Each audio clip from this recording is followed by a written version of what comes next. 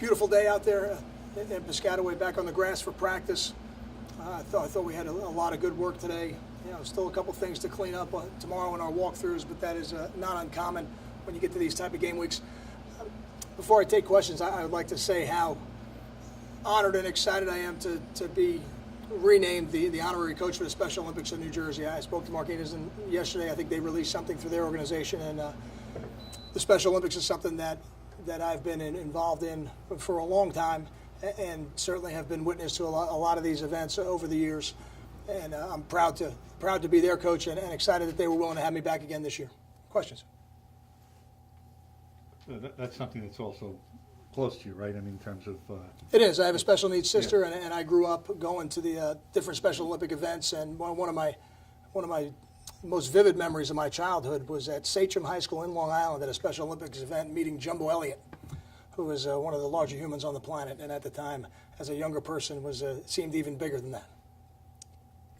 Kyle, you talked about the tackling last week, and we know that part of that was because of the scheme and their athletes. Was it a point of emphasis, though, this week in practice? And would you expect a more standard offense to help clean up the tackling? It's a point of emphasis every week. I mean, it's one of the pillars I think everybody builds their defense on is tackling, and we have a tackling system here that's been very effective. And I think that when a team has success doing something, you had better expect other teams to try to replicate it somehow within their system. So we've been working on that this week, and we've been working on fundamentals because we need to be a better fundamental football team. Kyle, what have you seen from Kyle Federico this week, confidence-wise? How has he bounced back from that missed kick at the end of regulation? I don't see it as bouncing back. I have not seen anything different from Kyle. Kyle's got a very even-keeled demeanor about him. He's always been like that. He's a competitor. He has made kicks of that distance. He made a kick longer than that in the game. I don't think the situation in the game had anything to do with the kick. He just didn't hit it as well as he would like to, but I believe the next time he goes out there, he'll make it.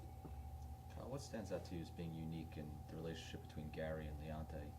Obviously they went to high school together, but it seems like they have sort of a connection, just one of those unspoken things that seems to exist between them. I don't know that. I don't know that coaches think about it that way. I think they spend a lot of time together on the practice field, in season, off season, in the summer. But it's not just them too. I think Gary spent a lot of time with Karan Pratt, who's had a great preseason and a great first game for us so far. Brandon Coleman, he spent a lot of time with. I think we're fortunate they're both very good players. And when you have a very good player throwing it to a very good player on the other end receiving it, you got a chance to make some spectacular plays. I don't know that there's some sort of unspoken connection between the two. So obviously you expect Gary to go through his reads, but do you expect Leonte to kind of develop into that security blanket for Gary? I think Gary's got a lot of players on the team that he's very secure in throwing the ball to. And I think when a quarterback tries to predetermine who he's going to throw it to, the offenses don't work very well. So, we have every play has a progression, and the more productive a player becomes, the more they warrant plays where they might be the primary, or you're doing something formationally to try to create a one-on-one.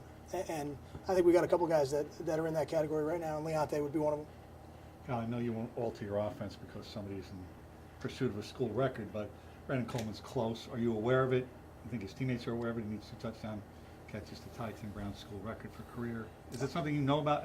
I'm aware of it because people have said it to me. I'm sure he's aware of it. I think the players know kind of what the numbers are. I don't think it affects the way he prepares. It certainly does not affect the way we call the game. Right. I think it's a little trickier to do. I remember when Brian was in the Syracuse game, I want to say in 2006, was going for that type of record. It's a little easier with a running back when you can line up and hand him the ball.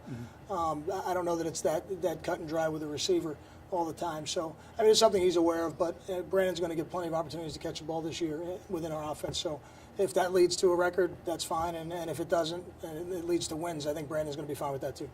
Okay, do you tend to see a big jump between game 1 and game 2 for first-time guys, Steve Longa, Chris Muller, Ruhan, guys like that? I don't know if it would be just one game. You like to see improvement every week, but I think the way, and every season is different. Last year we played 4 games by, 4 weeks by, 4 games by, and then the last 4 games. This year's a little bit different. We play 4 games, then we have a bye, then we play 2 games in 10 days, then we have another bye. So it's a little bit of a more of a unique schedule than what I've been a part of.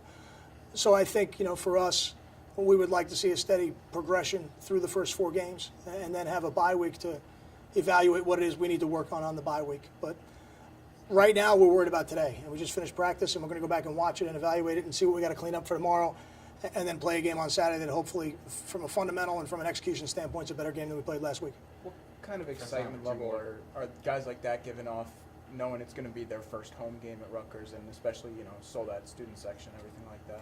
I think they're going to be really excited. And I think for all the reasons the players who experienced college football for the first time last week were excited. Now you get to come home the next week and experience it at home for the first time. It'll be exciting as well. I don't think there's anything like doing it for the first time.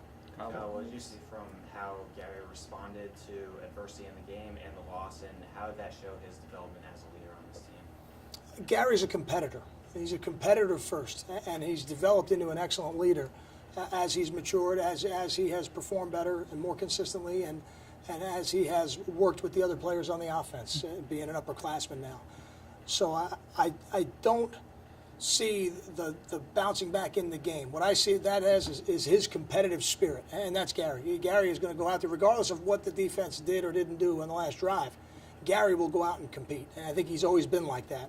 And the difference now is not only is he like that, but he's a better player, he's in the best shape of his life, and he's become a better leader. Thanks, guys. Thank you.